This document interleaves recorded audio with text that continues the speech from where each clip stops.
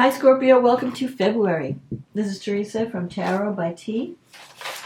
And let me tell you what's happening astrologically this month. Well, we have a full moon in Leo on the 5th.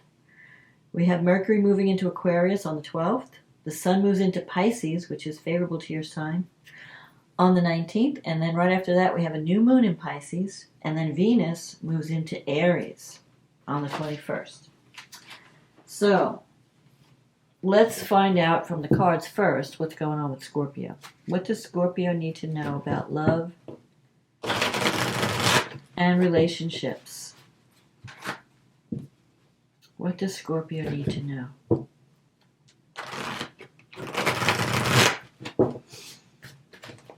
In the month of February 2023, what's coming up for Scorpio in terms of love, relationships, anything else that might be important? What is happening? What can we expect for Scorpio? Oh my God. Well, the Sun kind of flew out of there. So we'll see if it comes up again in the reading.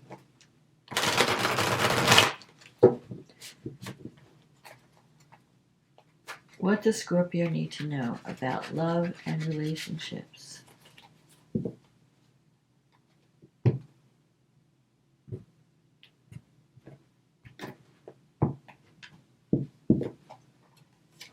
The Five of Swords, the Knight of Swords, the Nine of Pentacles, the Devil, the Six of Pentacles, the King of Swords, the Three of Wands, the Empress, the Ace of Cups, and the Knight of Wands. And the card at the bottom of the deck is the Chariot. Okay. So you may be dealing with someone's hostility at the beginning of the month with the Five of Swords. This is about, it's also about cutting your losses and moving on. If you were dealing with someone that had some problems with, I don't know, insensitivity, or someone who's like a loose cannon, the Knight of Swords energy is like someone who does things without realizing how their behavior affects others.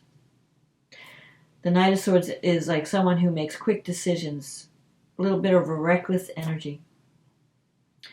So you might be dealing with someone like that, or you could decide that I'm out of here. Maybe you've been existing in a toxic environment, and you've decided, I just can't deal with this anymore. I'm done. I'm out. Because the Five of Swords represents, it's a battle where one person, it's like winner take all. One person may have won in an unfair way, or you feel like this person has issues and I can't fix them, and I have to either accept this person the way they are, or I have to cut my losses and move on.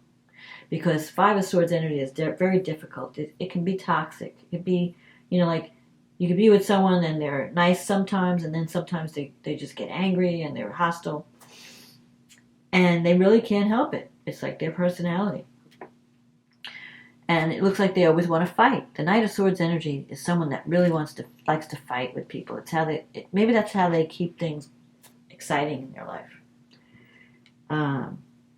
They're very hasty. They jump to conclusions. You have the Nine of Pentacles. So the Nine of Pentacles is someone who's enjoying their home. You have a comfortable home. You have money to pay the bills. But you're feeling lonely. You've been feeling like, I wish I had someone to share this with. And with this Devil card, you might have been involved in a relationship that was a little bit codependent, where you're doing all the work and you're the only one like keeping it together. The other person's not reciprocating. So you may feel like, why am I the one keeping it all together? Maybe I should just stop. What would happen if I stopped trying? Would this person then pick up the slack, or would they just let it go? So I feel like there's an imbalance in a relationship. And part of it can be, I don't know if you could fix this person. You may have been saying, well, I'm going to hang out and see where it goes.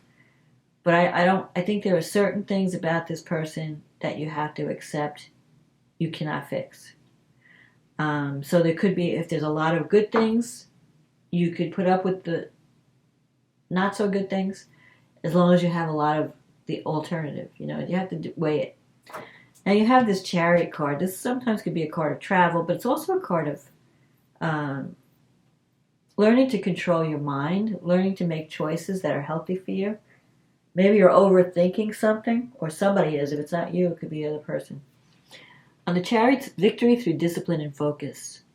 I feel like you've been scattering your energy, or you're not sure what you want with the Chariot. So you have to not let your mind control you. You have to control your mind. That's the key to this card. Not being the victim of monkey mind, where your thoughts are all over the place, your feelings are all over the place. You have to know what you want before you can get it. And once you know what you want, you have to eliminate all the other options and say, I'm just going to zero in on this one thing, and that's what I'm going to go for. Now, the Knight energy can be someone that's a little bit immature, hasty, hot-headed, irresponsible, reckless. So I feel like you might decide that you're not dealing with this anymore. You might decide to cut your losses if you're dealing with someone like that. Coming up in the future, you have this King of Swords. So that's a more mature energy. Could be an older person even. There could be an age difference. The King of Swords makes decisions based on logic, though. So it could be an air sign. You could be dealing with an air sign, which would be Gemini, Libra, Aquarius. Or if not, it's someone who does a lot of thinking. Maybe sometimes they overthink. But they make decisions based on logic. They're not really driven by their emotions, which is very different from Scorpio. Because Scorpio is a water sign, and they are, how you feel is everything.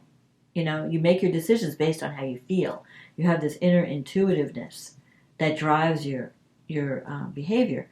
And you just know, if it doesn't feel good, you're not going to do it.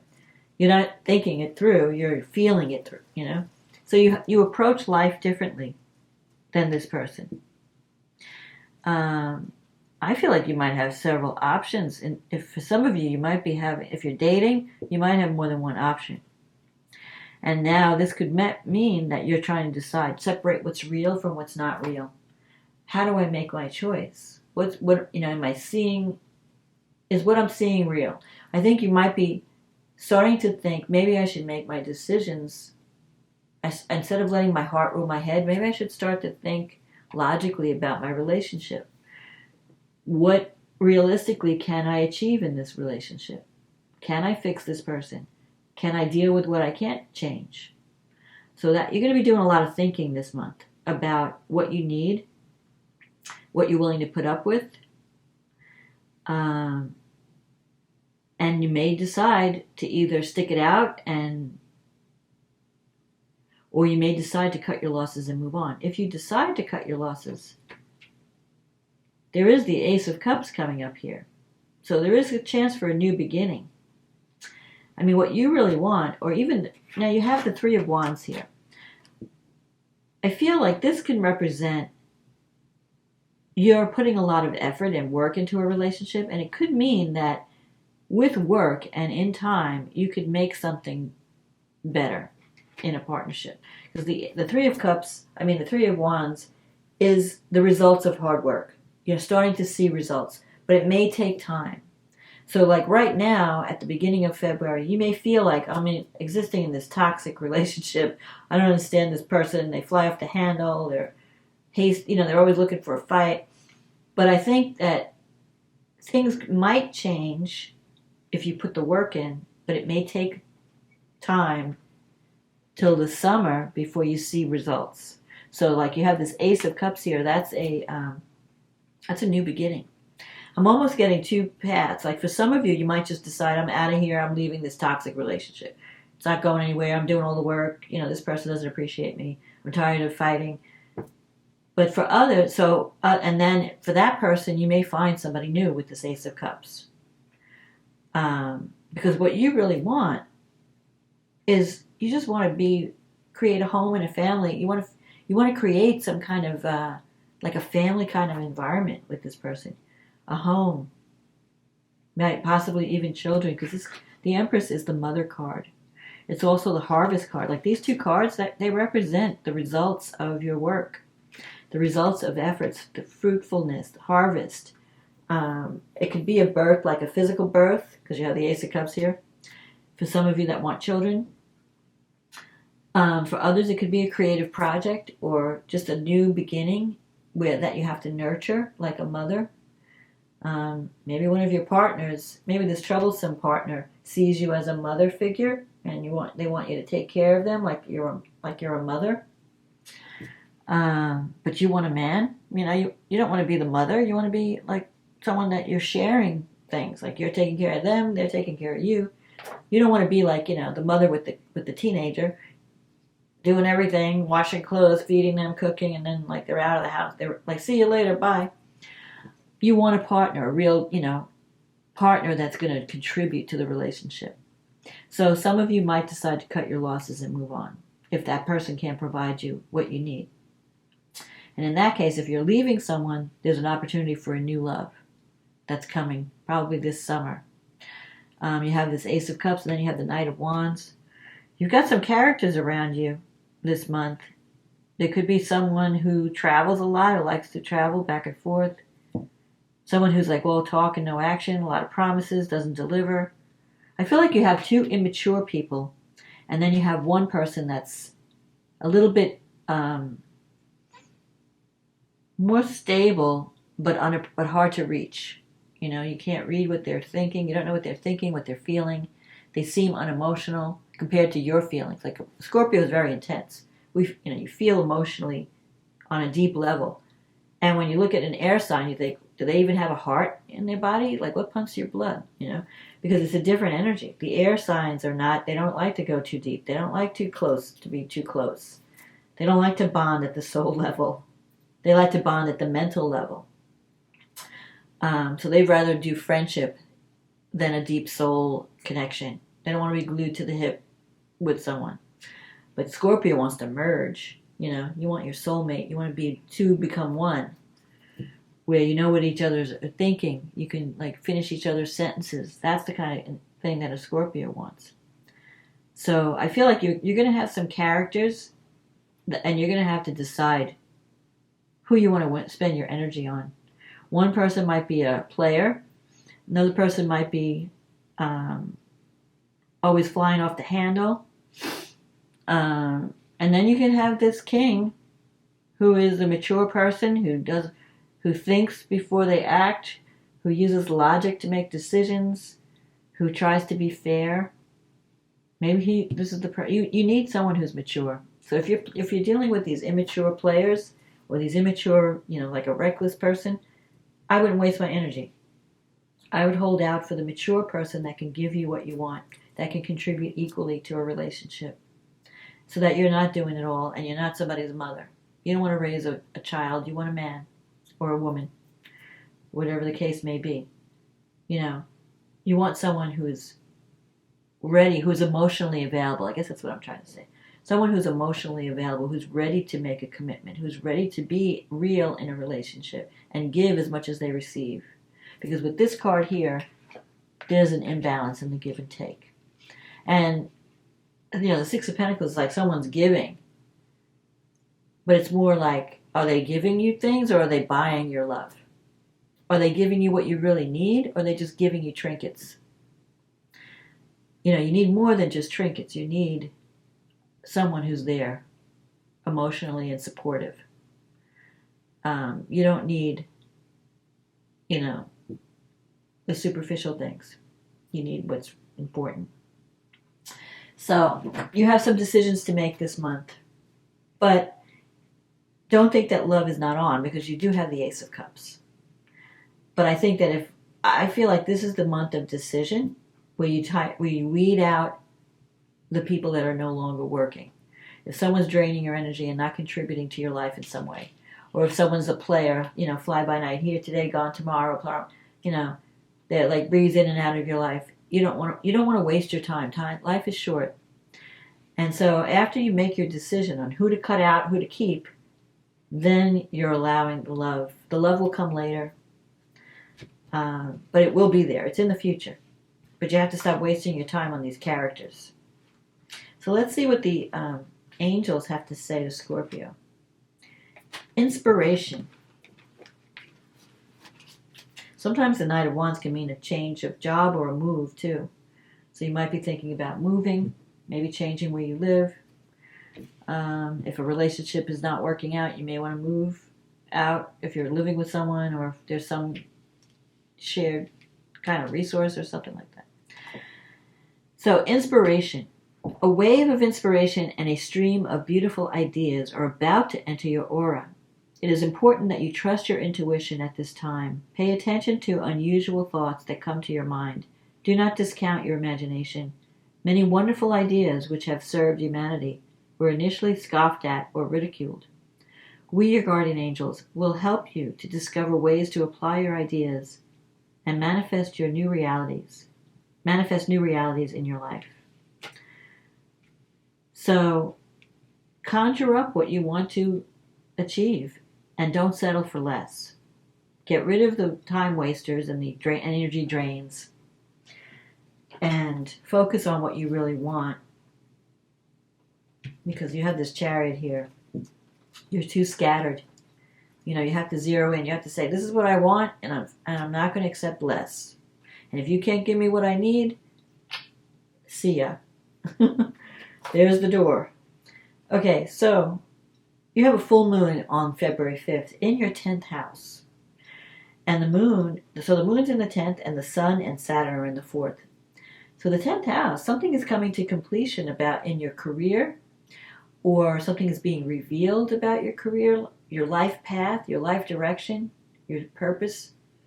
And when there's a full moon, it brings things to light, but it also balances these two energies. So you may have things happening at home, things happening at work, and you're trying to balance both energies. You could have been going through some difficulty at home with Saturn there. Saturn is telling you to look realistically about your home life. Is it everything you want it to be? Is it time for you to either make a commitment or put down roots?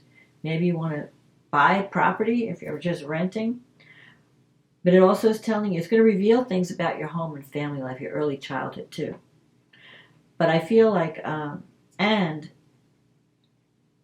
but the focus at this full moon is home and family and career, and that balance. So the sun, the difference, it's because you have the moon in Leo, and the moon in Leo is in your career sector. So you're working hard on being recognized, showing your talents, using your talents, letting people recognize you for the hard work that you're doing.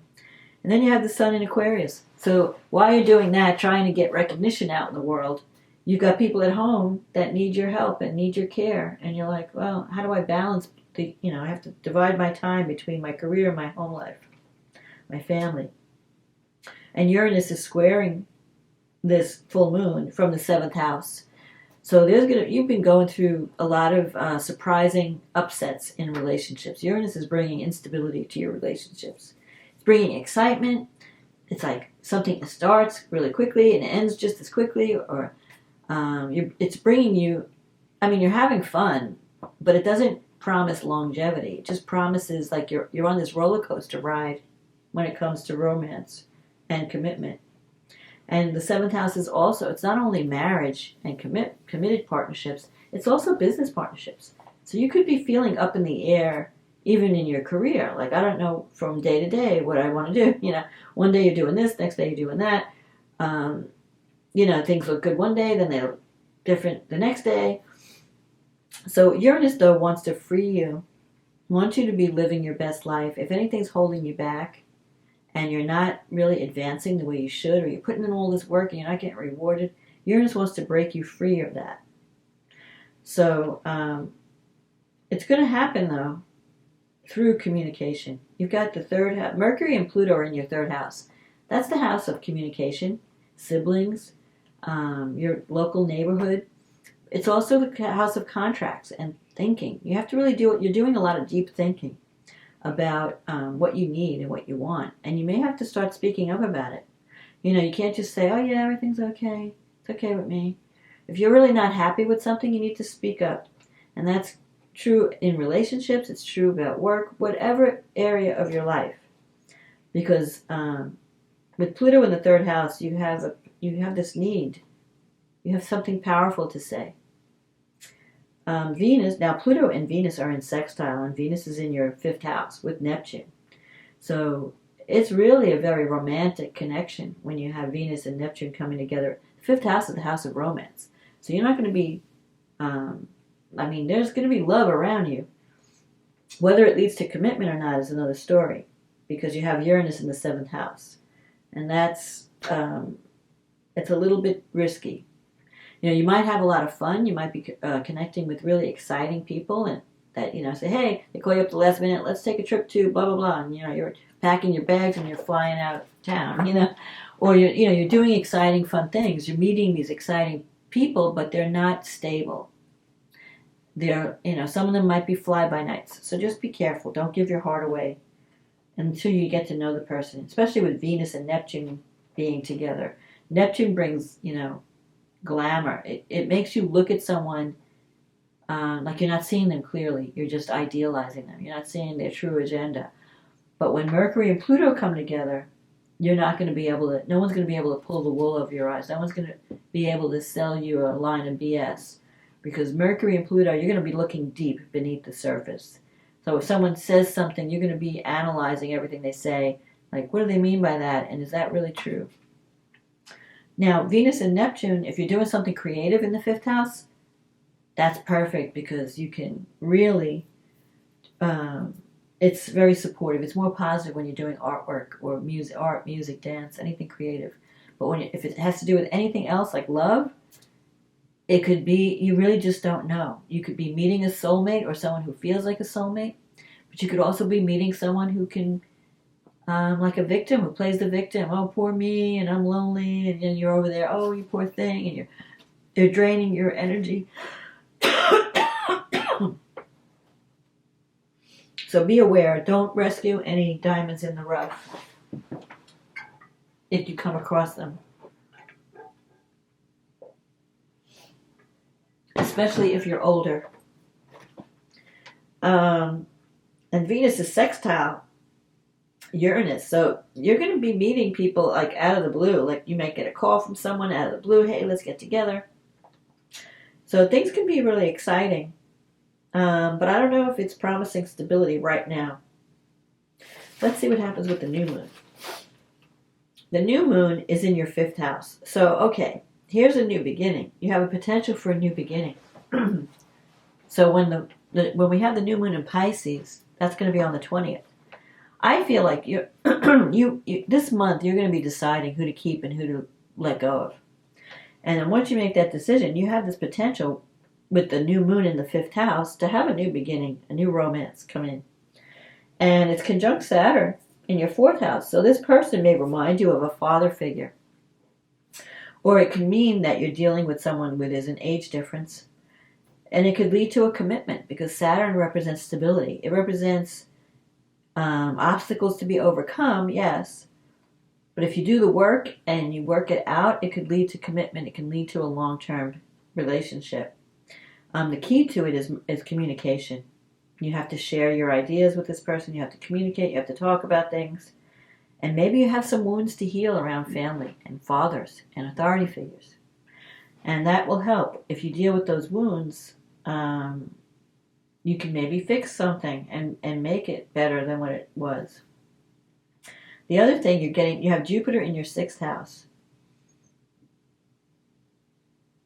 And it's bringing luck in terms of career or work issues. So you're getting opportunities there.